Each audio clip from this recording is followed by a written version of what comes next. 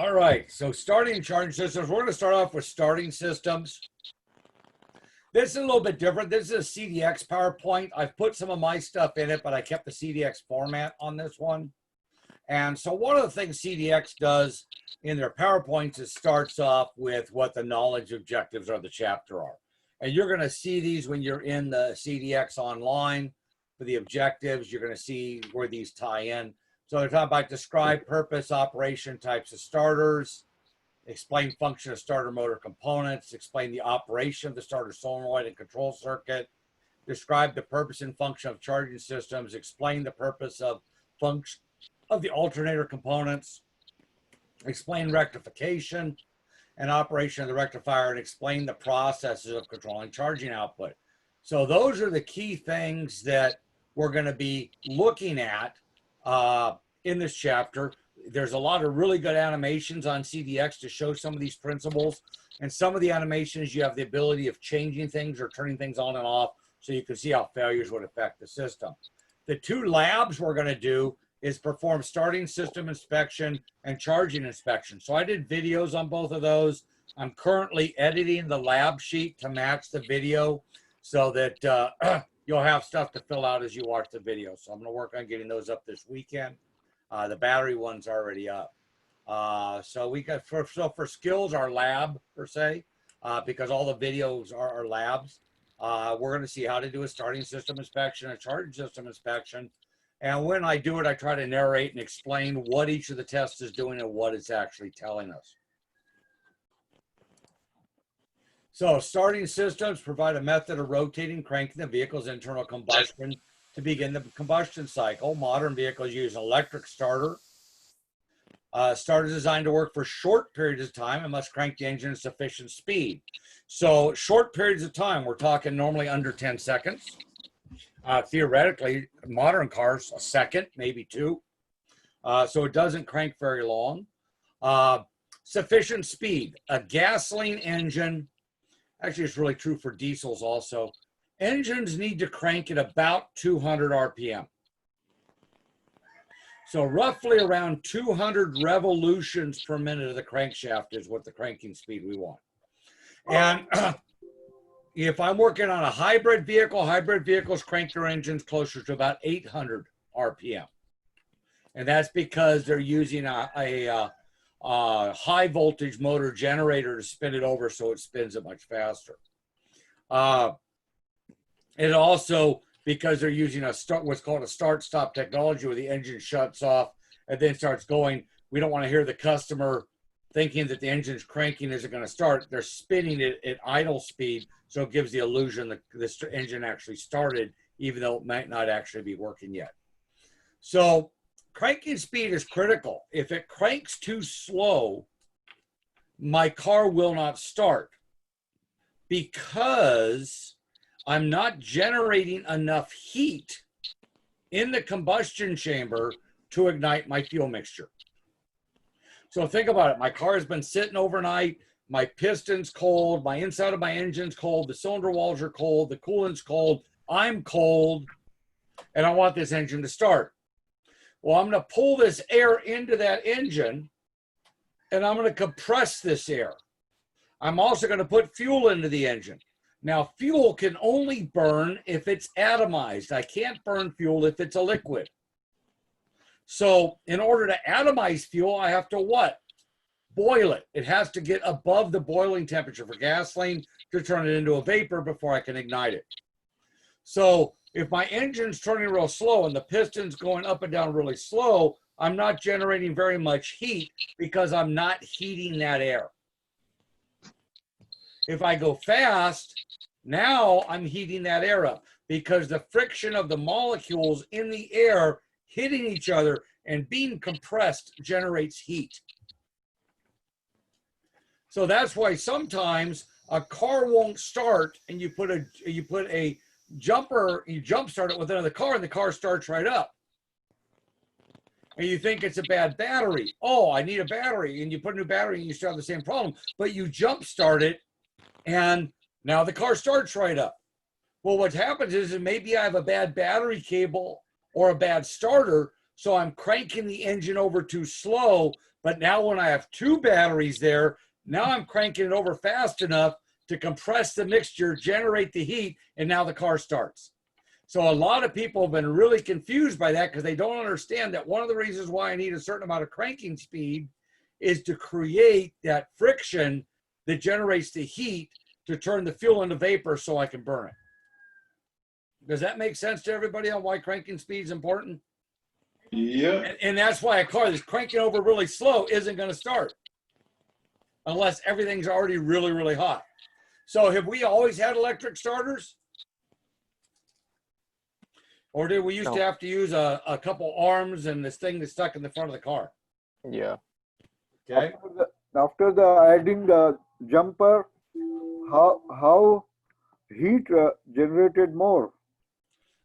How you got more heat? Because if you're spinning the engine faster and the piston is coming up in the combustion chamber faster, you're forcing the molecules in the air fuel mixture together and bouncing into each other faster. That generates more heat. Okay. So when you jump start a car, you're potentially increasing both the voltage and the amperage. Yes. And our starters work on watts.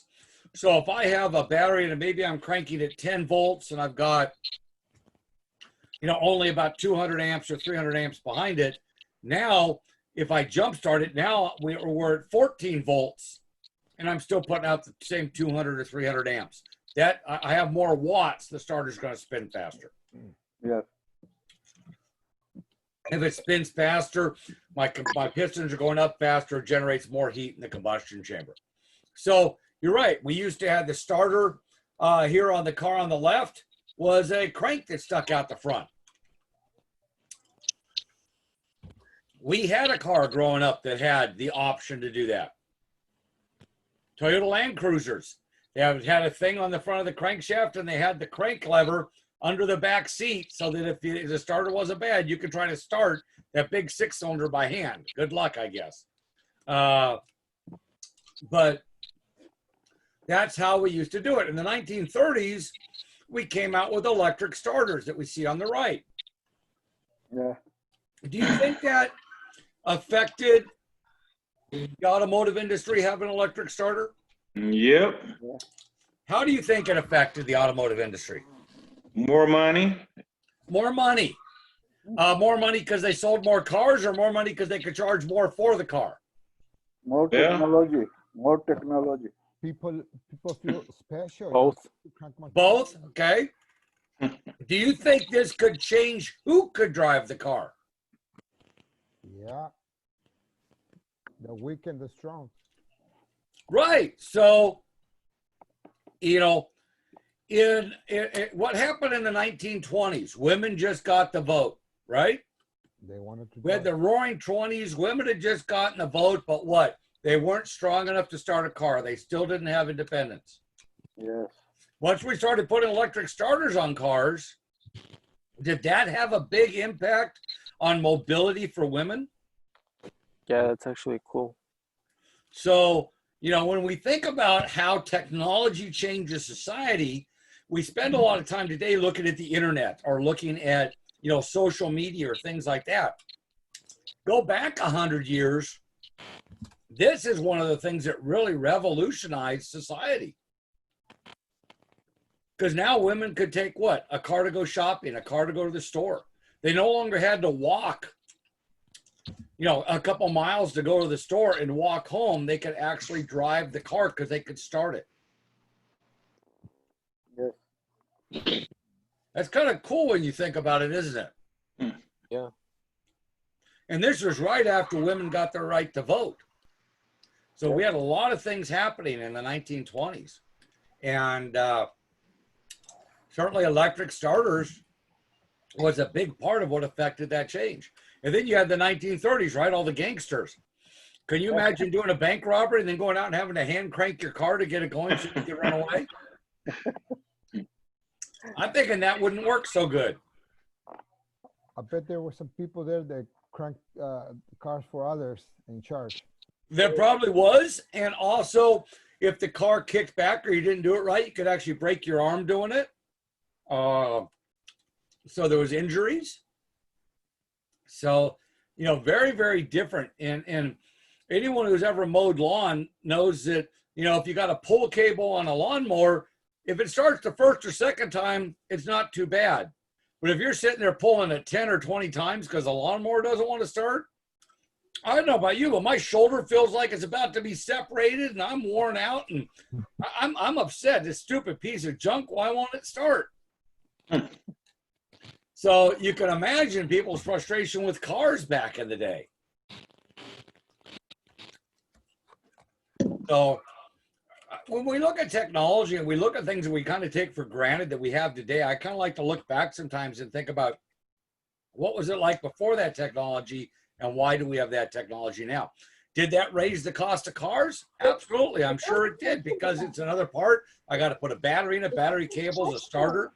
I've just made the car heavier, so potentially less fuel efficient, but yet look at how much more convenient it is.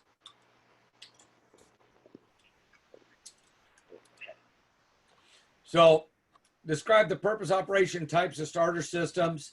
The starter cranking system consists of two electrical circuits, a high amperage circuit and a low amperage circuit. So the high amperage circuit is the circuit that makes the starter go around.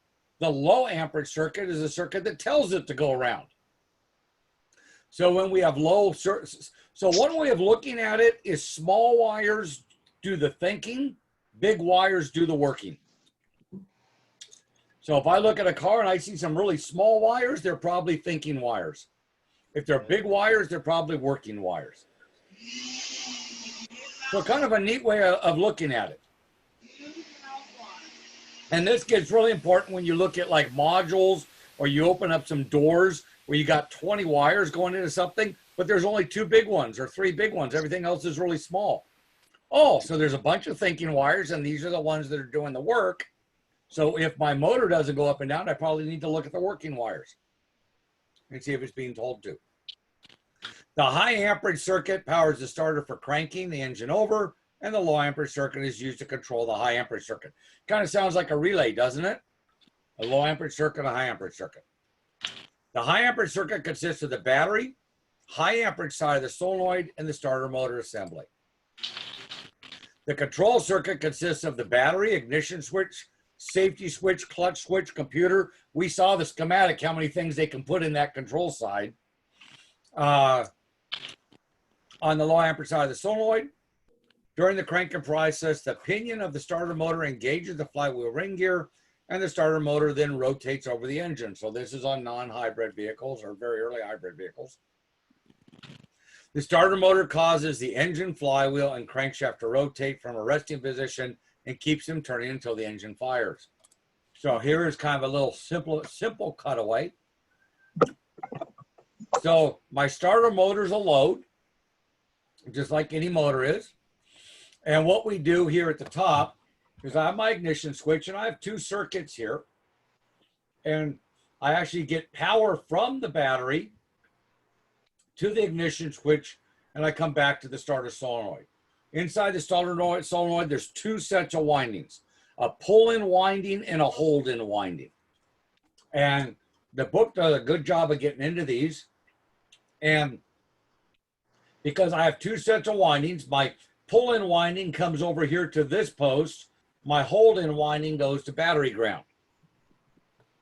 So as soon as I generate the electromagnetic field, this plunger pulls through, and there's a disc right here that jumpers from this post to this post. And that's where my high current circuit goes through the starter. And it's going to go through the solenoid into the starter windings and eventually to ground. And as soon as it does that, this is now electrically the same as this. So my pull-in winding is no longer working, only my hold-in winding. So I need a lot of energy to pull the plunger. I don't need as much energy to hold the plunger. Kind of like lifting something up, right? I might need help to pick it up, but I might be able to hold it by myself while you get the door, right? My ability to hold takes less effort than get it picked up in the first place. So when this plunger moves, the other thing that happens is this lever pushes my Bendix, what causes an overrunning clutch. And you see the little gears right here, and it pushes them right into the flywheel, and that's what allows it to turn the engine over. So this is all happening very quickly. The plunger, electricity is applied here, it pulls the plunger in, the starter starts rotating right about the time this has just been shoved into the flywheel, so it starts turning. So very, very quickly this happens. And so the starter motor converts our electrical energy into mechanical energy. The three sections of a typical starter that we talk about are the electric motor, the drive mechanism, and the solenoid. In the old days, we would buy solenoids separate from the starter, even though the solenoid might be mounted right on the starter. Some vehicles today, not so much today, Ford finally stopped doing it. Into the 90s, some vehicles in the 90s use still use a separate solenoid on the fender. Ford did. Oh, and I didn't see your comment, Gabriel. I apologize. Back when we were talking about heating up the combustion chamber, some vehicles have glow plugs to make it started. You're right. Some diesels use glow plugs to try to heat the combustion chamber because diesel engines don't use spark plugs. So they use the glow plugs to initially heat the combustion chamber because they need a lot more heat to explode the diesel fuel than I need in a gasoline engine. Some modern diesels no longer use glow plugs like Cummins. But you're right. We're doing the same thing. So instead of just relying on the friction from compression to generate it, some diesels use a glow plug to assist that heat, to get more heat out of it. Starting is usually accomplished by the operator activating a starter switch. Relatively small current flows through the neutral safety switch to the starter relay and operates the starter solenoid. So at the starter solenoid right here, I need to have 90% of my battery voltage. So if I don't have 90% of my battery voltage, I have an excessive voltage drop between my ignition switch and all the way down to my starter. Because if I'm only getting 8 volts here to turn the starter on, I'm not going to be able to generate enough of electromagnetic field to pull the plunger and get the starter to work properly. So you see where we can have a lot of, so I could have good battery cables, a good starter motor, everything else, but it won't turn on because I'm losing too much voltage through my ignition switch, neutral safety switch, or other things.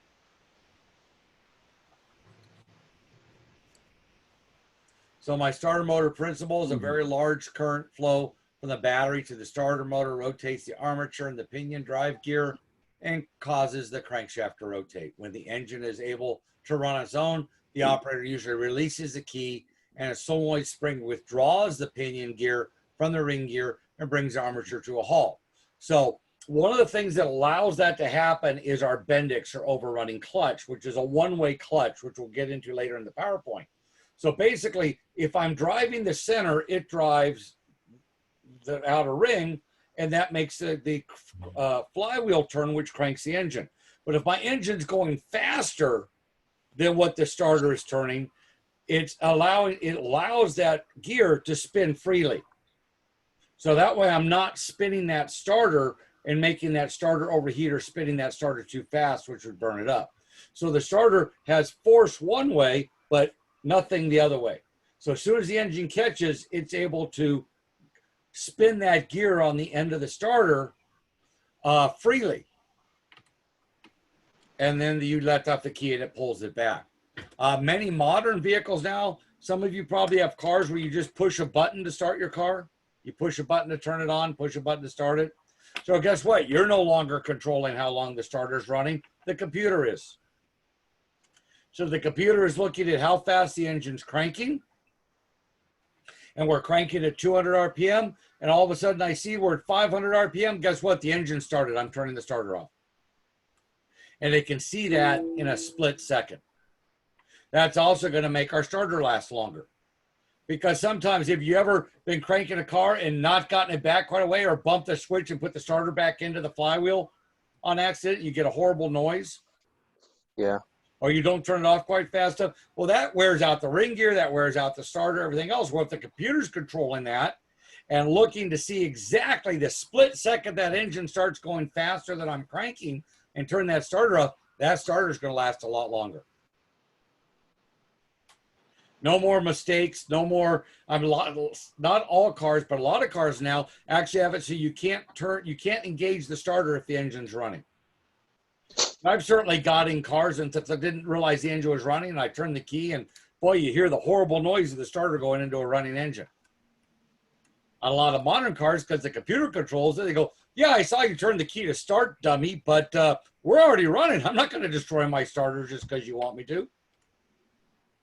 So you can see where where technology is really taken over a lot of these basic systems. So there's two ways to drive a starter. One is direct drive and the other is gear reduction. So a lot of our older starters that we use were direct drive starters. Chrysler used gear reduction starters. And that's why if you listen to like a 1960s or early 70s Chrysler project, Dodge, Plymouth, any of those, they sound a lot different when you crank the engine over than a Ford or a Chevy did. It's because they used a gear reduction starter. They had a distinct sound. The direct drive system, the starter is mounted directly on one end of the armature shaft. The starter drive transfers rotating force to the armature directly to the flywheel of the engine, which means I need a pretty big starter because I'm right on the end of that shaft. As soon as I start turning, I need to be able to turn this engine over. I can't wind up or anything. And so I need a pretty big, heavy starter to do this work. I need to be going and I'm going to move it.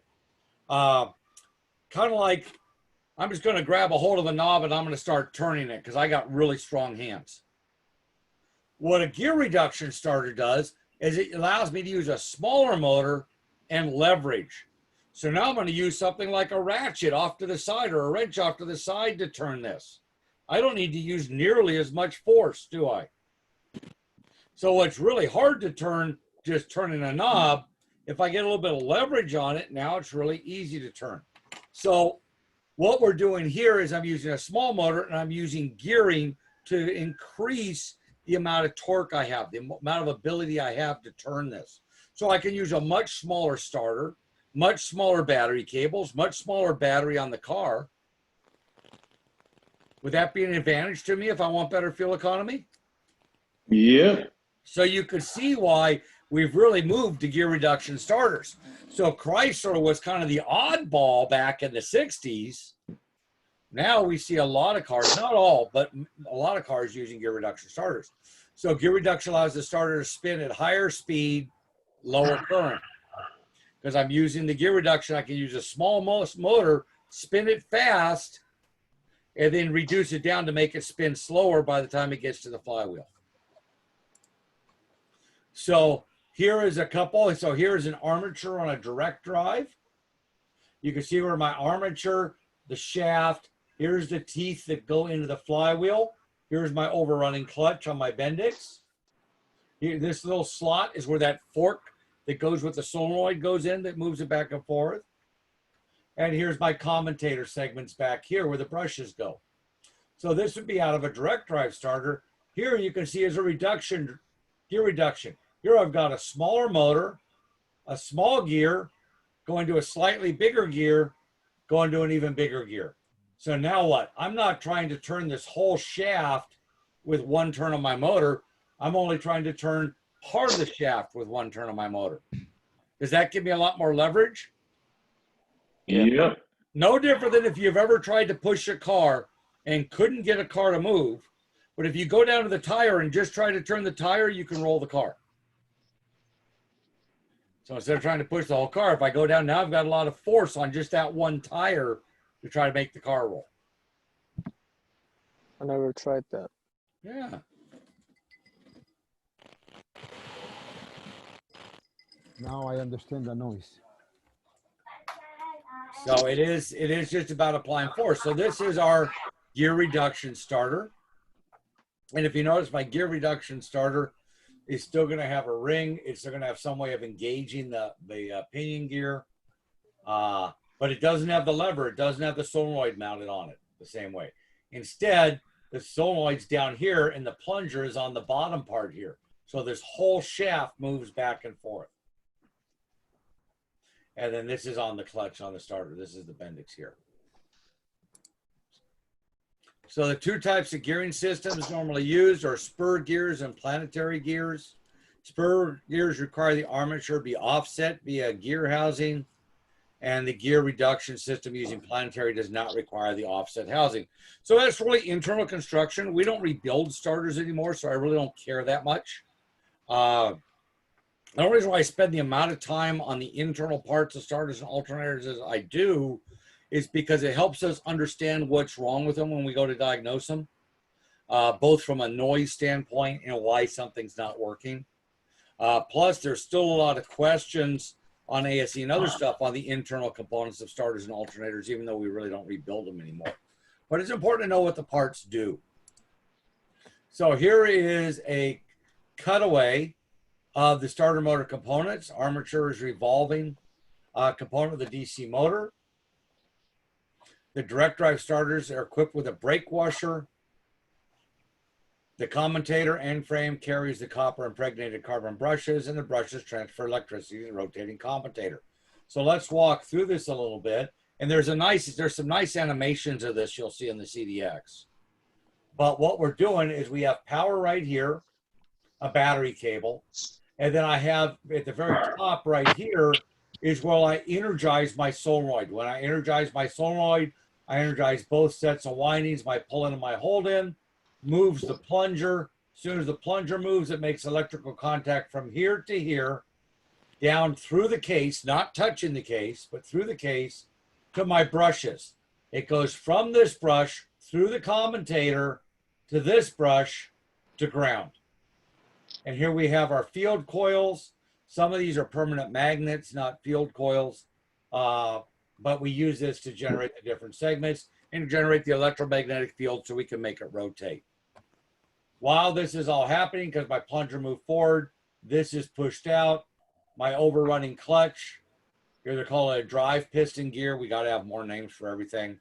GW just calls it an overrunning clutch.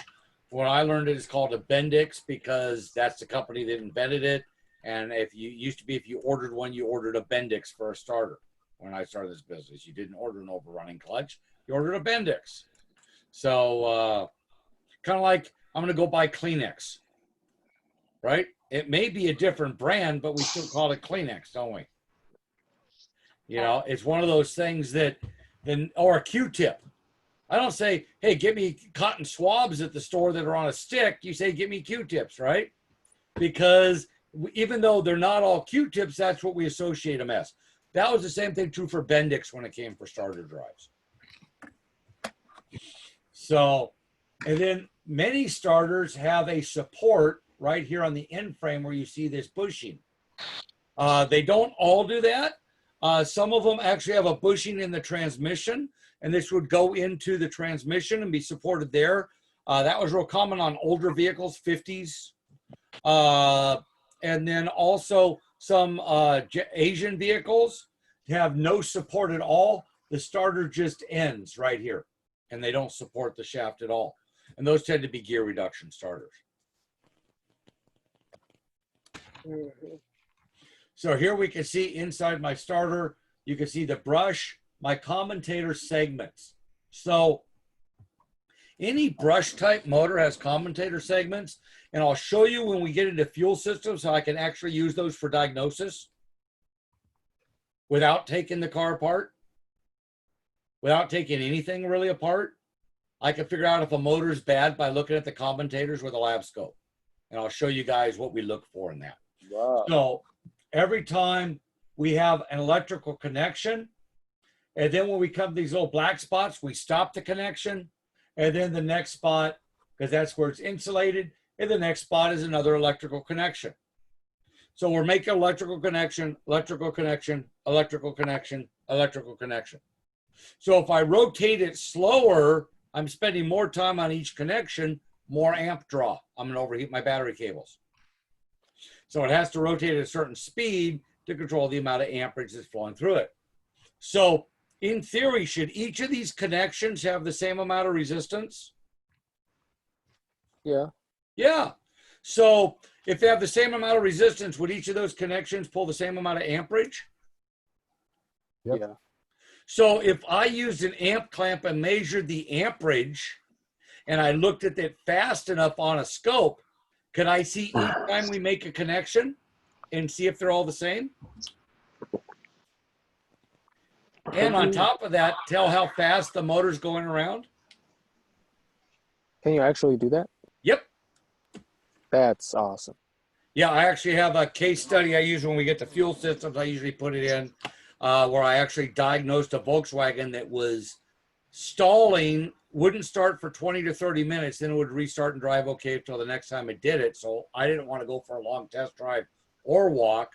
I got information from the customer that it only happened below a quarter of a tank, so I instantly went to it's a fuel problem, most likely a fuel pump. So I current ramped the fuel pump and saw the fuel pump was bad. So I never had to even get the car to stall. I never had to get stuck anywhere. I pulled out a fuse, put in my amp meter, looked at the pattern from the fuel pump, and figured out the fuel pump's bad. Is it like reliable though? Yep. Because it's going really fast. Yeah, absolutely. Well, you figure my scope is able to measure in microseconds, millionths of a second. So I can take a picture as fast as we want to go. Dang. That's cool, isn't it? Yeah, I didn't know. So you see, I mean, that's where my passion is in the industry is I love that type of stuff. I love how I can, wait a minute, instead of taking the pump out or instead of guessing or instead of driving it till it doesn't start, put a fuel gauge on it, what other tests could I do? Applying Ohm's law and applying things to figure out what might be bad. We'll actually see on a starter where I can actually tell if I'm cranking over the starter by measuring the current going through the battery cable to the starter, I can tell if I have a cylinder that has extremely low compression or no compression. Can you please repeat how you check on the oscilloscope microampere level? I will when we get to fuel systems. Oh, fuel system. Okay. Yeah. I'll give you some pictures and actually show you. Okay. I'll walk you through it. But for this, what I did do is I used my scope in the lab for the starter and actually measured, and we can actually see each piston come up on the compression stroke by looking at the amperage used by the starter. Because you think about it, if my piston's coming up to make compression, doesn't that take more amperage than if my piston's going down or going up and not making compression? So if I measure the difference in amperage, I can see when each one goes on the compression stroke. And we call that a relative compression test. I can tell if all my cylinders are equal just by measuring the current going through the starter. That's a lot quicker than doing a real compression test, isn't it? So you can see where, you know, some of these tests we're talking about were designed to tell if my starter's bad, but great, if I'm measuring amperage, what else can amperage tell me? What else can things tell me? And that's where I go back to, it's all about figuring out the questions to ask. Right? What if I could do this? Because at one time, someone said, I wonder if this will work, and tried it. If it didn't work, then you go, that didn't work. If it did work, you go, I just figured out a new way to fix a car that no one else has done. That's cool. So in our diagram here, you can see the current going through the windings. Here's our commutator in the middle. Here's our brushes. And again, there's some nice animations and stuff in CDX on this. But I did want to take a little bit because these commutator segments are something we're going to come back to time and time again. So these are our starter magnets. And we have two types of magnets. We have an electromagnet that we saw in the cutaway where we're pulling current through it, or we have permanent magnets that don't require electricity to be run through them. The electromagnetic fields are formed by current flow through heavy strip copper windings wound around iron pole shoes. Permanent magnets do not need electricity. So how many people have ever had a car that wouldn't start and someone said, get a hammer and go in there and hit the starter and see if it starts? Yeah, I did. Okay. Usually I have plenty of people have said they've done that. Okay. Me too. Here's the issue. When you hit the starter with a hammer, you can break the magnets. Okay, so it may work once, it may work 20 times, but I've actually seen people that have driven a car for so long and they keep going on there and hitting it to make a start. They've actually broken the starter in 2 pieces. Okay, right? Because what's the rule? If it doesn't first work the first time you hit it, what do? Stop hitting it. No, don't be silly. What are we Hit it gonna do? Hit it harder. Hit him Hit harder, right? If it does, Nice. right? If it doesn't work, hit it harder. I mean, that's what we do, and so that really creates some issues. So I do still to this day hit starters, but I do it differently for testing because, for example, a Honda starter underneath an intake manifold, they do go bad fairly frequently. Not because they're junk, but because there's a lot of Hondas out there with 200,000 miles. खाली एक बोटी टाको बना दो टाको So गरम गरम so what I will do is I'll take an extension, hold the extension right against the outside of the starter, and then hit the extension with a hammer.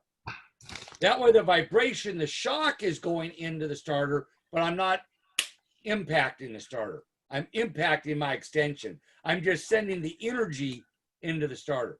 Because what I don't want to do is on my poor customer's car is I don't want to break a starter that's not the problem.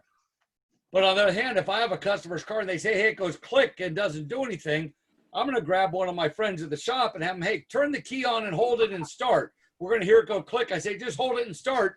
I'm going to take that extension, tap it with a hammer. If that starter starts spinning, guess what? We need a starter. I know what's wrong. That's the quickest way to diagnose it. Plus, I can't get a hammer down there easily anyways. But it's the quickest way to diagnose it. It's a valid test. But I don't want to damage the starter in case it's not the starter. But just a word of advice. I mean, I've hit plenty of starters. Let me tell you, if I'm stuck out in the middle of nowhere and my car ain't starting, my starter is going to get introduced to a hammer, okay? I mean, no doubt about it. The difference is I might not shut it off, and I'm going to be taking it to wherever I can change that starter right away. Because I'm not going to think that, oh, it does it sometimes. I can just keep hitting it with a hammer. Because sooner or later, the hammer ain't going to work. And some starters have a core. Some don't. It used to be they all had cores, meant that they wanted their old starter back. So if you broke it, you were out more money because now they won't take the core. Nowadays, so many starters are coming brand new out of China that they don't want cores on them. You know, it's amazing. I had to buy a new heater core for my pickup truck.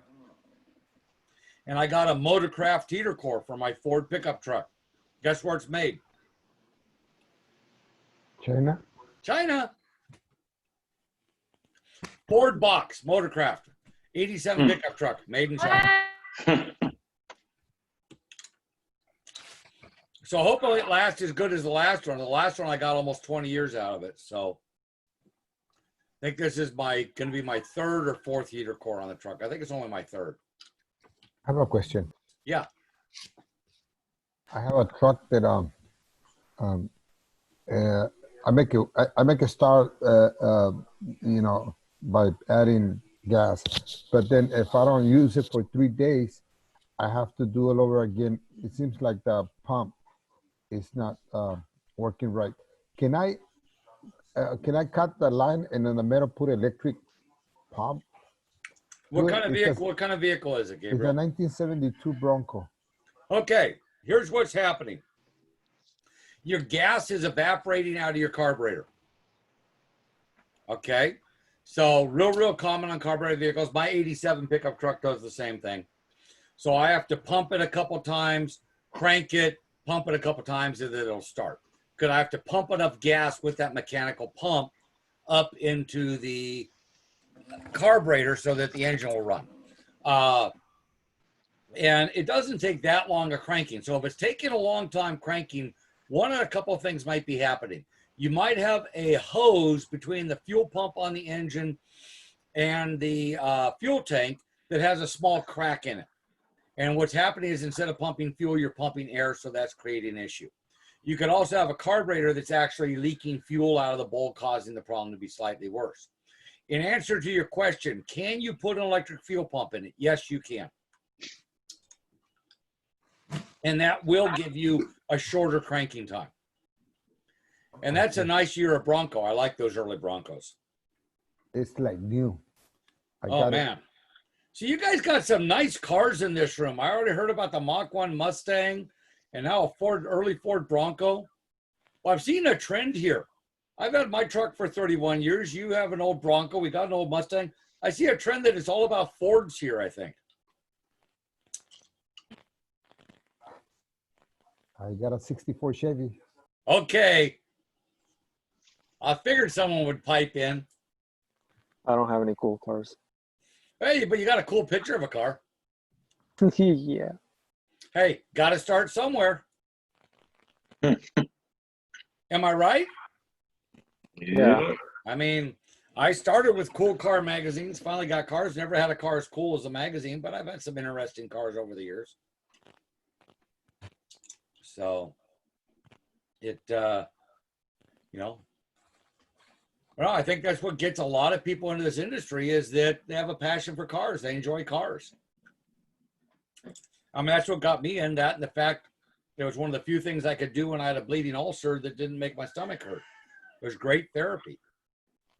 So I found I love working with my hands. And It's a for me- beautiful machine. What's that? It's a beautiful machine. Yeah. And there's a lot of cars out there that have been made that are really works of art. And no, it's a neat. I mean, to this day, I still enjoy it.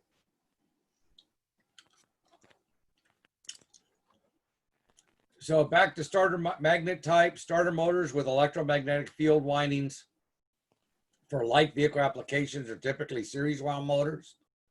Center force is a voltage generated in the armature windings as a motor armature spins in the magnetic field, and the CEMF increases with armature speed and opposes current flow. So it kind of limits how fast it's going to go. Then we have series parallel wound starter motors. Really don't care so much about. Again, we're not taking them apart and rebuilding them. When I went to school, we had to take them apart, rebuild them, actually use a lathe to recut the commutator, smooth it out, ohm out all of them, make sure they're all equal. I mean, it was a couple-day project learning how to rebuild starters. We just don't do it anymore. We talked about starter engagement already a little bit. The engagement is provided by the operation of the ignition switch in the start position or when commanded by a module. The book says PCM. In reality, it's not always the PCM. For GM trucks, it's the body control module. So it's really more, don't assume it's the powertrain control module, which is what PCM stands for. It can be any module the engineers want to use. Solenoid moves the operating fork, which I talked about, and the fork is located in the guide on the pinion drive. The fork is designed to transmit drive in only one direction to the flywheel and the opposite direction. The pinion drive is mounted on a slight helix machined into the armature shaft to form very coarse thread. The slight armature rotation and the force of the meshing gear push the teeth into the ring gear. So that's why they don't ever just hit, because it's spinning and it's allowed to freely go one way but not the other, so it's able to line up and get good engagement. So here we have a picture where I have my starter at rest, and then we're going to engage. So here's a view of the starter showing actuator assembly in the engaged. That's engaged. They need to fix their picture. Oh, it's got it forward, but they don't really have the teeth engaging. But you see where it's forward. And here's disengaged. The problem is the artist didn't move the teeth. Problem is when you have artists do stuff that don't know about cars. Oh, I'm serious. It just makes people confused. So as this pulls forward and engages, and we have the teeth engaged. So you see now I have what? A small gear turning a really big gear. So I have a lot of leverage. So this is that gear engagement that we're talking about. And it talks to freewheeling of the overrunning clutch prevents the armature from turning too fast. So if I'm turning this counterclockwise to make this turn clockwise, when this starts, it's even going to spin what? Faster clockwise, which is going to cause this gear to spin faster than the shaft it's on, because it can go freely one way, but it can't go the other way. And that's what allows it to turn. Now, frequently we have noise issues between these two gears. So on General Motors vehicles, many of them, there's actually shims that we use, and there's a set space to get the correct gap. If I don't have the correct gap, it'll make noise, and I can damage the teeth. Another thing that happens is if my Bendix starts to go bad, or I got a weak battery and I'm not really pulling that in properly, I can start to damage the teeth on the flywheel or the teeth on the Bendix here. So if I have a starter that comes in that's broken, physically broken, or is making noise, if you ever had a car where you hit the key and it makes horrible noise, maybe it'll make horrible noise once or twice and then start normal.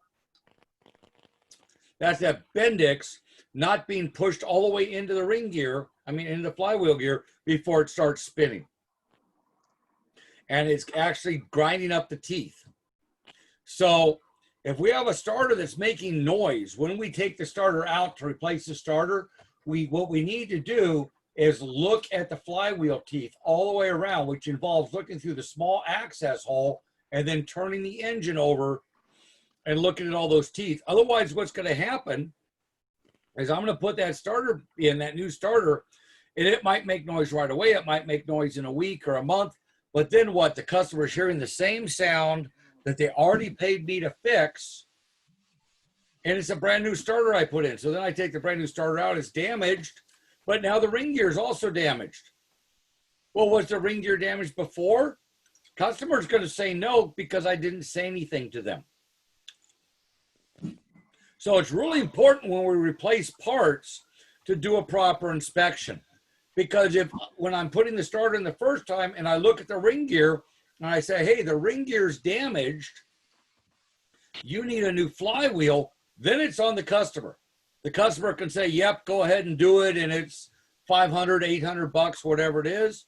Or they can say, I don't have the money, I'm going to take my chances, just put the new starter in, and I'm going to write that down in the work order that the customer made that decision. And I might not even give them a warranty on the starter, because the people I bought the starter from aren't going to give me a warranty if their car destroyed my starter. So now, if it fails in a month or 6 months, or whatever, whose problem is it, mine or the customer's?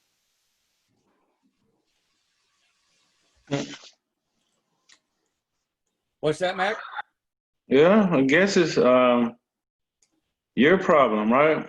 Not my problem, because the customer made the choice. As Yeah, soon yeah. as I tell the customer that they should replace it and they chose not to, and I write that down, it's all on the customer. If I don't check it and I just put a starter in, because I'm putting starters in really fast today to make a lot of money, and it comes back in a month, now it's my problem. So that's why you record everything. That's why you document everything. That's why we spend a little time on the 3 C's. And I showed you how I document things when I'm in a shop. The other thing is, we never want to make decisions for the customers, not our car. But what if the customer, I got a question. If the customer, what if the customer say, well, you probably shouldn't have did that anyway. You the mechanic, you know better. You should have really advised me not to do this. Well, and that's why you put it in writing, because you're absolutely right. If it ain't in writing, it didn't happen. We're all friends till something goes wrong. Okay? No doubt about it. We're best of buds. We're going to go have a beer. I'm the greatest guy in the world until something goes wrong. So I don't give the customer the choice. I tell them, you need a new flywheel. Okay? Otherwise, it will damage your new starter. If the customer says, I can't afford it, I need to get to work tomorrow, can you put the starter in? Yeah, I can put the starter in. Your old starter's broken, but your new starter is not going to last. How long is it going to last? I don't know. My crystal ball fell off my toolbox about 10 years ago, so I have no idea. But what I do know is that you need a flywheel today. It's not going to get any better. So you can take your chances. And a lot of times there's only one bad spot on the flywheel. So maybe it's just these 4 teeth are bad. So you're kind of playing Russian roulette, right? If it's a 4-cylinder engine, you're going to land on those teeth 1 out of 4 times. If it's an 8-cylinder, it's 1 out of 8 times. So how many times do you need to land on the bad teeth and use your new starter before you damage your new starter? Is it 10 times, 20 times, 100 times? I have no idea. I do know for a fact it's going to damage it. I do know for a fact that that should be replaced today.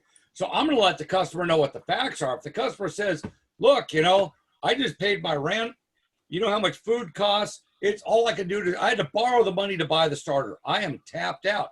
I get it. Let me get the car running for you today, but understand that this is going to create a problem. You need to start making plans. And am I going to write down the work order? Absolutely. Because you're absolutely right what you said. I'm the professional. If I say it's okay and it goes bad, it's all on me. But if I say it's not okay and you don't want to fix it, it's not on me anymore. Are we following me on this? Yep. This is real important. I mean, even down to things like ignition coils. You got an 8-cylinder with 8 ignition coils and one of them goes bad. And I tell you, I recommend putting in all 8 ignition coils and all 8 spark plugs. They're all the same age. They're gonna fail. And you go, well, what's the minimum I can do to get me back on the road today? Well, the 1 ignition coil that's melted down will get you back on the road today. That's all I want to do. Okay, I'm going to put down, I recommended all of them. That way, in 3 weeks, when another one goes bad, and a month after that, when another one goes bad, and they keep coming back and they're mad, they keep paying for diagnosis to figure out which one it is, and all these other things, I recommended doing all of them. And oh, by the time the 3rd one goes bad, yeah, you need that new $2,000 converter too, because now you got a cat code. Well, question. They don't sell one anyway. You got to buy all of them, right? The complete. No. Nope. Right. A la carte. Right. Yeah, unlike beer, I can't buy them in a 6-pack. Mm-hmm. So, no, they are sold individually. And like in the case back when I had my shop early 2000s, the 94 Jaguars went to Coil on Plug and they were going bad. The only place I could get them from the dealer, $258 each. So you got a set of spark plugs, 6 coils at $258 each, and my labor, which is about, at that time was only $140, 2 hours at 70 an hour. You're talking $1,800 to get your Jaguar running smooth again. Man. It is expensive to look that cool, let me tell you. But I couldn't buy them anywhere else. No one else had them. I had to get them from Jaguar. And they were the most expensive coils I was buying. But again, you know, a lot of times by the time I got the car, it actually had 2 that are bad. And again, customers, you know, the Jaguar at that point was 7 years old. So a lot of times these were the original owner. They'd spend an arm and a leg to buy the stupid thing in the first place. How many hours? How many hours? Looks like an attorney charging the hours. For that job, it was only 2 hours. It was a straight 6 4.0 liter Jaguar. Oh, okay. Hour to diagnose it, hour to put the coils and plugs in. Okay. So again, we had $1,600 or, you know, whatever, $1,700 in parts and $140 in labor. And then the governor's share at 8% sales tax on the parts. So that's another $100. So, I mean, but I've done a lot of Ford Expeditions, parts, labor, plugs, coils. It's about $1,000. Or for $220, I can fix the one and put you on the road today.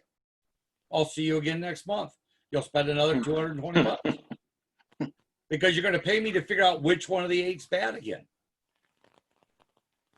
You know, so, and I've had customers that only want to buy the one, and usually about the 3rd or 4th time they're in within 6 months. How much is it just to do the rest of them? But again, it's on the customer. It's their car. You know, just like when you go to a doctor, you want a professional opinion. You know, I try to give that to my customer where it's a professional opinion on this is what I recommend you do.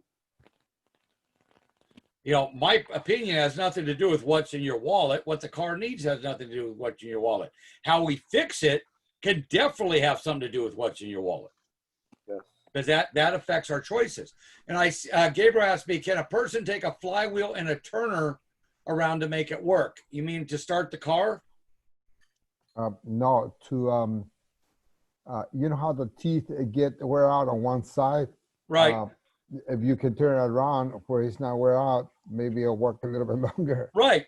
Yeah. I mean, you could do that with turning the crankshaft and try to get to a good spot on the flywheel. I don't think I'd want to do that every other time I shut my car off, but yes, you could. Okay. And again, if it's that or a tow truck, maybe I'm going to try that.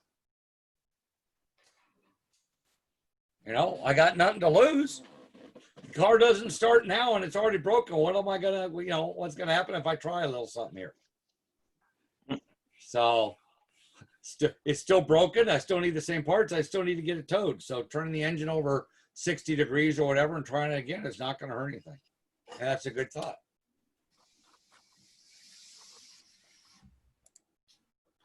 So this is our overrunning clutch or one-way clutch.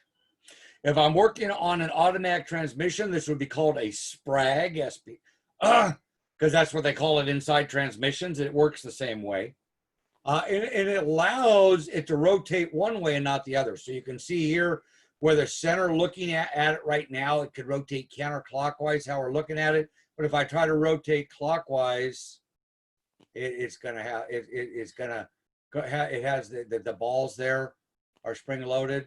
So again, it only allows it to go one way. So are those bearings?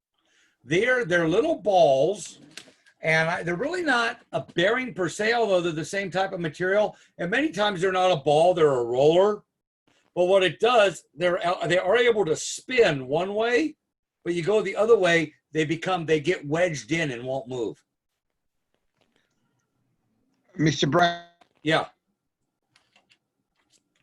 You got to unmute your mic. There you go. yeah, I have a question. I have a vehicle that I put a new clutch and everything, and a new throwout bearing too. But every time I put the clutch to change gear, it makes noise. It makes annoying noise.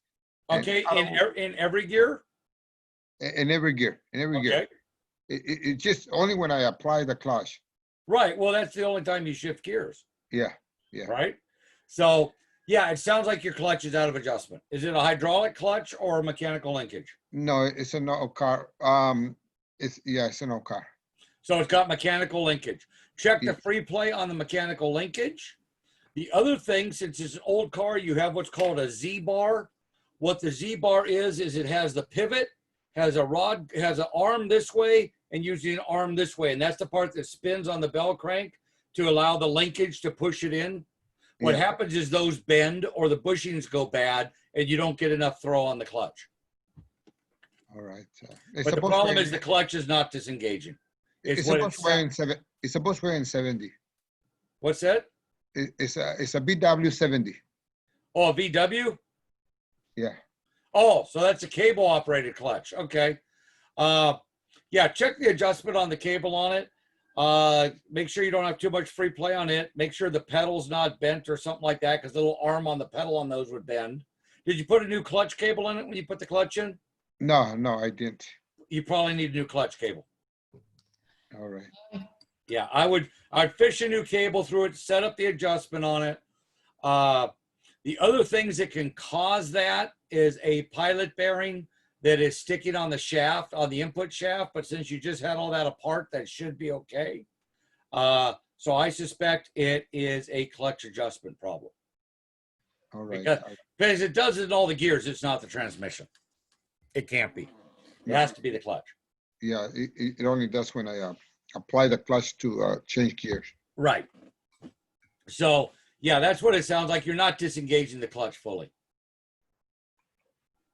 So, or engaging the clutch fully, excuse me. Yeah, so you're not, so it's an engagement issue on the clutch. So, you know, put a new cable in it, check the free play on it, get the free play up. You should have just a small amount of free play and see how that works. If that doesn't work, start thinking about a bent shift fork or a bent pedal assembly.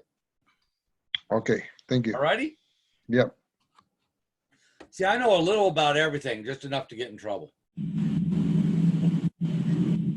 So, turn this off. So back to starters. So this is what allows my Bendix or my one-way clutch to spin one way and not the other. So in one way, the starter's cranking the flywheel. The other way, in its freewheeling position, the flywheel is actually spinning the Bendix. We talked about the pinion gear to the ring gear, overrunning clutch. I already talked about that. If the starter pinion gear has a damaged tooth or the overrunning clutch is not operating correctly, what component would be damaged? Yep, you got it, Constantine. Flywheel. Flywheel. And the reason why I put this in here is it's so important that if you're changing a starter on a car that the reason why you're replacing is the starter makes noise, you need to inspect the flywheel. Now, keep in mind, I don't do that for free. I charge extra on my starter labor to cover my time to walk that around. I'm going to put an extra couple tenths of an hour on there. Right? Because the starter labor remove and replace time does not include spinning the engine over and looking at the flywheel. That's additional. So I'm going to charge an extra couple of tenths to do that. So I want to do a complete job, but I also want to get paid for the work I do. That way it's fair to everybody.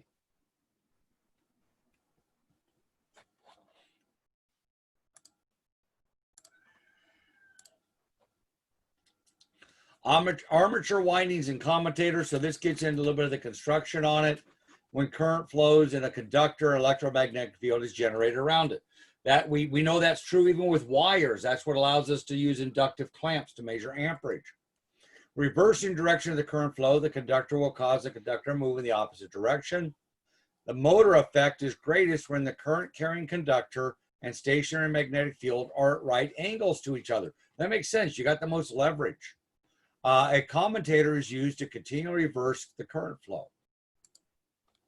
So here is my commutator segments right here.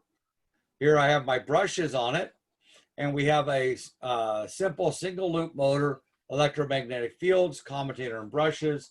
So we've kind of oversimplified this, but you see we have our north and south fields, and this is going around and reversing. So as it's forcing itself around with the magnets, it's generating torque and allowing it to spin.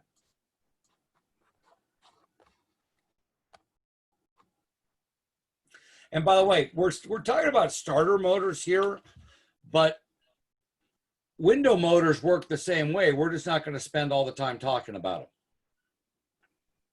All right. So when we talk about a motor, starter motors, I think one reason why we spend so much time on starter motors is a lot of things we see in starter motors are also in fuel pumps, are also in other motors that we use on the car. So a motor is a motor is a motor.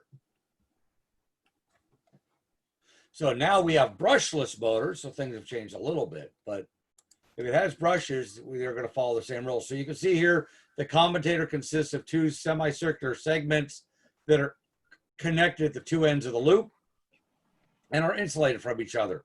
The starter motor armature has a huge number of conductor loops.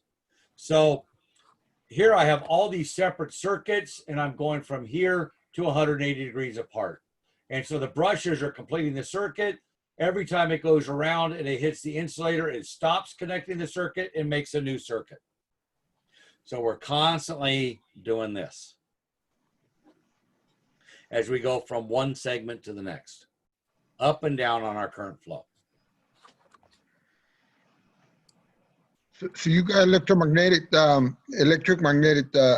field, and then you have a regular magnetic on that. You got two types. Or just... Yeah, well, we're always generating electromagnetic field with the armature.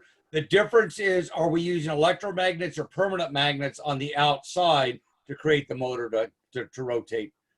But we're always generating those fields in the armature. But if I That's just true. generated those fields and didn't have any magnets on the side, it wouldn't spin. So I need the magnets on the outside, so when I generate the field in the armature, it causes it to spin. Well, Kind of like having two magnets and they want to repel themselves yeah. or go together. Exactly. So I'm always generating electromagnetic field in the armature. And then on my outer magnets, where it shows safety here, outer magnets can either be permanent magnet or electromagnetic. Okay. So inside the starter, the brushes are directly connected to what component? Commutator.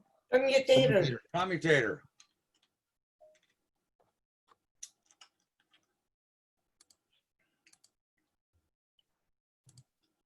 So my solenoid operation, I talked about this a little bit earlier. A solenoid switches the high current flow required by the starter motor on and off and engages the starter drive with the ring gear. It is constructed of two electrical windings, a pull-in winding and a hold-in winding. One end of the solenoid has a moving iron plunger. The other end has an insulated cap with electrical connections in the solenoid windings and a set of high current contacts and a movable copper disc. Now on Fords, they only have one winding because it's mounted on the fender and not on the starter. But here illustrates our two sets of windings that I talked about earlier. The solenoid uses two, a hold-in winding and a pull-in. The starter contacts and the starter drive linkage. So we can see one of these sets of windings goes over to the other post. The other one goes to chassis ground. So the pull-in winding goes to the post. I only need that to pull it in. The hold-in winding is the one that comes all the way down to the starter case and the ground. So that's an easy way to remember which is which. Pull-in winding, as soon as I pull it in, I don't need the pull-in winding anymore, so I'm going to wire that one to the other post of the solenoid. And then my hold-in winding, I need that the whole time I'm cranking the car. That one's going to starter ground. And like I said, there is some really nice animations when you guys do the CDX chapter on this. Because this caused some confusion last time. I'm actually looking for my two spare starters I have. I can't find either one of them. I need to call a friend of mine who's a trainer, and I think he talked me out of them, and I think he's using them. So I think I need to get them back from him to do a video, but I'll find out. I think he's got a few things of mine. So the starter control circuit activates the solenoid winding to draw the starter plunger forward. When the starter is activated, current passes through both windings. The magnetic fields from both windings work together to attract the solenoid plunger towards the main starter terminals. Now, we use the term solenoid for a lot of things. We use solenoids in transmissions. We use solenoids for emission controls on the engine. We use solenoids for all kinds of stuff. All solenoids, when I generate an electromagnetic field, are going to move a plunger. That's a solenoid. So on that plunger, when it moves, am I going to use it to switch electricity like I do on the starter? Or am I going to use it to switch fluid, right? Fluid, no fluid? Air, no air? Again, the function of a solenoid is strictly moving something in and out inside that electromagnetic field. So even though this is my starter solenoid, we use solenoids for a lot of stuff. Matter of fact, most of your cars are shifted by solenoids. That's what makes the car have first, second, third, fourth gear. Solenoids. So, you know, this function of generating this electromagnetic field and having the plunger move is something we're going to see time and time again. The magnetic fields from both windings work together to attract the solenoid plunger to the main starter terminals. Once we make the connection between the two terminals, this is no longer ground, it becomes power. So since I have, I'm electrically equal on both sides of the pull-in windings, the pull-in windings are no longer doing anything. Now it's just the hold-in windings that allows me to continue cranking the engine.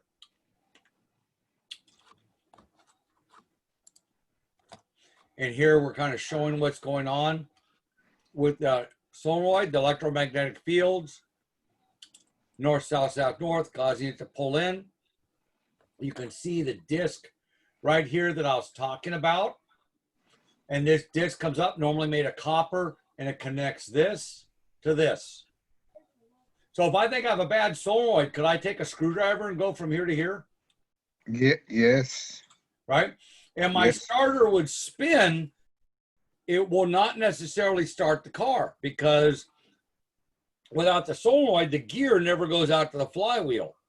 But it would at least what? Spin the motor and tell me that it's not a bad motor. It's just a bad what? Solenoid. Solenoid.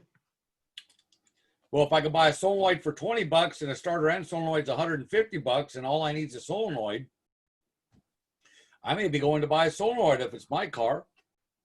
Yep. If it's the customer's car, they get the whole thing. Because that starter's got what, 100 and something thousand miles on it. I put a solenoid in. How much longer is that starter going to last before that thing gets towed back? That's what I was saying yesterday. There's things I know how to do and things I can do on my car if I choose to that I really can't do on a customer's car. Now, to be fair, I normally fix my cars the exact same way I'd fix a customer's car. I don't like walking. I'm not built for it. So I had enough of a bicycle when I was a kid. It was 2.5, 3 miles to school, and I never took the bus. So I had enough of walking and bicycling as a kid. I'm good with driving. Yeah, I agree with that. That's why you're so active.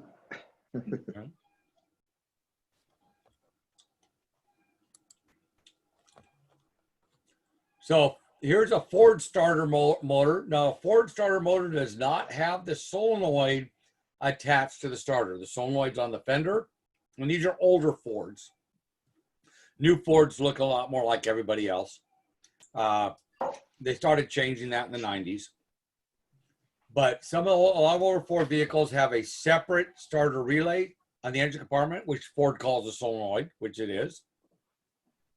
A spring-loaded pole shoe on the starter magnetically pulled into position when current is applied to the starter. So here, as soon as we apply power to the starter and we start generating electromagnetic field, it pulls this down, which pushes this out and allows you to start the vehicle. So Ford had some real advantages with this. The biggest was heat. On a General Motors vehicle, because the solenoid was on top of the starter, as we see here, the starter was mounted on the block underneath the exhaust. Tremendous amount of heat could develop there. If you put that engine into something like a motorhome or a van where you're doing some towing or a lot of heavy work, it would get so hot that the starter would not work reliably and they'd go bad a lot. If you put headers on that motorhome, then they're going bad a lot.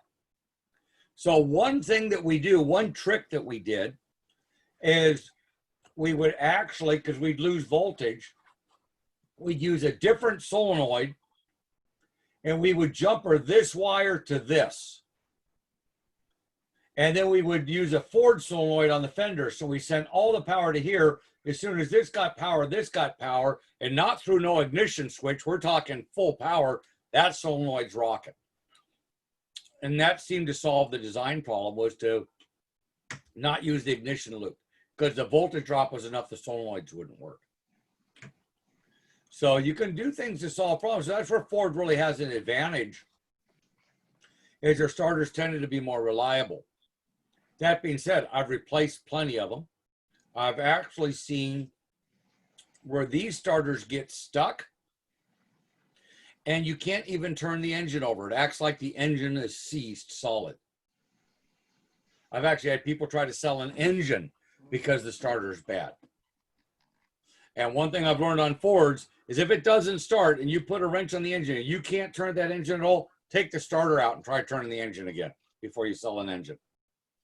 It's amazing how many times you take the starter out. Oh, the engine turns nice and free now. It needs a starter, not an engine. I know they're like the same cost, but you guys are sleeping today. Usually at least I get a chuckle here. You guys are a tough crowd. Oh no, we're smiling. Okay. So our starter control circuit provides a means of operating the starter motor within certain parameters. A neutral safety switch or clutch safety switch is incorporated in it now. Not in the 1970s. Your 72 Bronco doesn't have a neutral safety switch in the transmission or a clutch safety switch. The Mustang doesn't. My 87 does. But this is something that happened in the 70s. We didn't used to have these safety switches. You could start a car and drive. You could start it if it was in first gear. My 1980 Jeep, I could start it in any gear I want. It doesn't care because there was never a safety switch put in from the factory. So think about that today. If a company didn't have a safety switch, they'd be sued out of business the first time someone drove over their kid, their dog, or grandma because they started the car in gear, right? Yep. Not their fault. The manufacturer should have made it safer. You know, a lot of these old cars, people talk about, man, those old cars are really cool. Yeah, but if we made old cars, if we made cars today the way we made cars then, manufacturer would be out of business. They'd be getting sued so much. Customers are not willing to put up with how cars worked then on the whole.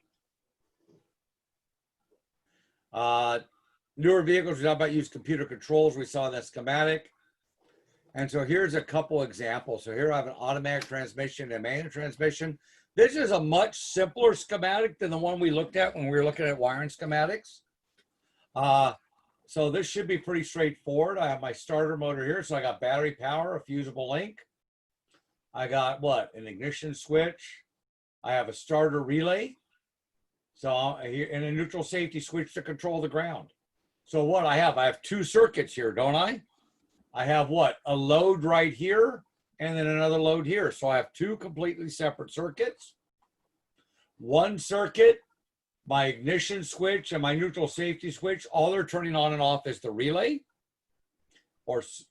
And then my other one is I got power and then here's the switch for it and it turns on my starter. So you can see I could go tear apart the steering column and look at my ignition switch. I could go underneath my vehicle and look at my neutral safety switch on my transmission, or I could check for a blown fuse, or I could go to the starter and see if I'm getting a signal, which requires putting it up in the air somehow, or I could go to the relay and test everybody all at once and see who's not working, couldn't I? Because on my relay, what? I should have power here, ground here, and if I put power here, the thing should work. So if I put power here and it doesn't work, my problem has to be down here. So from under the hood where the relay is, I can test this whole system. You see why I like saying relays are a great place to test stuff? Because even if I figure out that, hey, there's no ground here, now all I got to do is what? Go check the neutral safety switch. I know where the problem is. Hey, there's no power here. Well, let me check either the fuse or the ignition switch. But wait a minute. If I have power here, but no power here, it can't be the fuse. It has to be the ignition switch. See how I can figure that out with it never going to the ignition switch just by finding a central test point and looking at the schematic? So if I look at my clutch safety switch, very similar. All I'm doing is instead of a neutral safety switch, I'm now using a clutch switch that when I push in the clutch pedal, it closes in order to energize the relay so I can start the car. So this is why I always say I really like testing at relays when possible. But Again, control, all are the nowadays small module. right. Modules now. Well, that's what we have right here. I have a powertrain control module controlling it, but the powertrain control module isn't turning the starter on. It's turning the relay on to turn the starter on. So can I still test at the relay? Yeah. Yeah. Yeah. Yeah. So even without a scan tool, I can test at the relay. Yeah. If I'm using a scan tool, I can see if the computer is trying to turn the starter on. It'll say yes, no, maybe. I might even have controls where I have a button where I can tell it, ask it to crank the starter over. Hey, please crank it over for me. And then look to see if I get a signal. I mean, so I have a lot of options. But the key thing here is when I look at a schematic, I need to look at how it works, how many circuits are involved, and then figure out my best test point. My best test point is based on the information it's going to provide me and how easy it is to get to. So if we look here, if the neutral safety switch is open, what effect will this have on the starter's operation?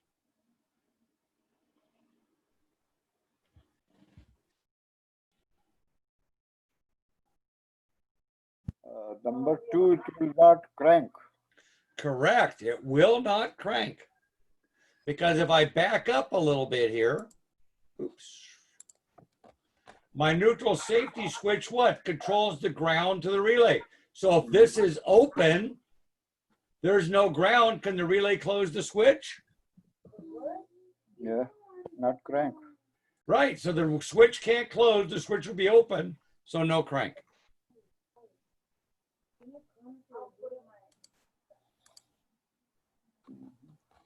Very, very common problem. If I think I have a neutral safety switch that's acting up, because a lot of times they go out of adjustment and park, what I will do is I will firmly apply the brakes, hold the key in the crank position, and move the neutral safety switch down through reverse and through neutral and drive. A lot of times it'll start up in reverse because what's happened is the switch is moved out of calibration. So I can't get to where the park is anymore.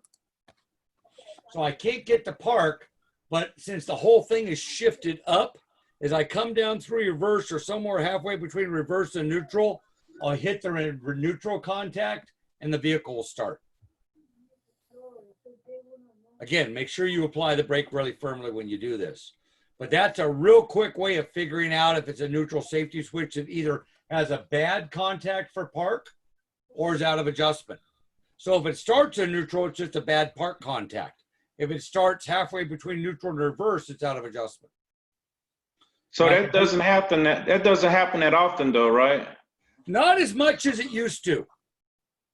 It used to happen a lot. If I'm working on older vehicles, 70s, 80s vehicles, even some early 90s, we'd see it pretty frequently.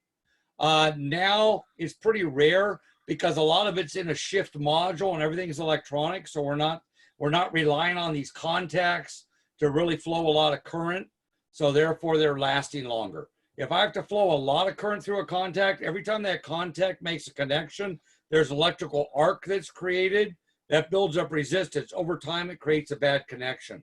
On these new systems, we're using really, really small terminals and flowing almost no current because we're just sending a signal to a module. So these connections now last almost forever. But it is still something that I see in the shop a couple times a year, even today. So it's something that's not in the book. So I want to make sure I cover it. Gotcha. Because those are the things that go, how do I figure out why the car doesn't start? And wait a minute, it doesn't start. Let me jam my foot on the brake, hold the key and start. Let me move the shift selector and see if it'll start up. You know, I mean, that's just one of those real quick, is this it before I go in and say this thing's broken? Or maybe a guy, I've had them towed in for that because no one was smart enough to put it in neutral. Hey, I'll take it where I can get it.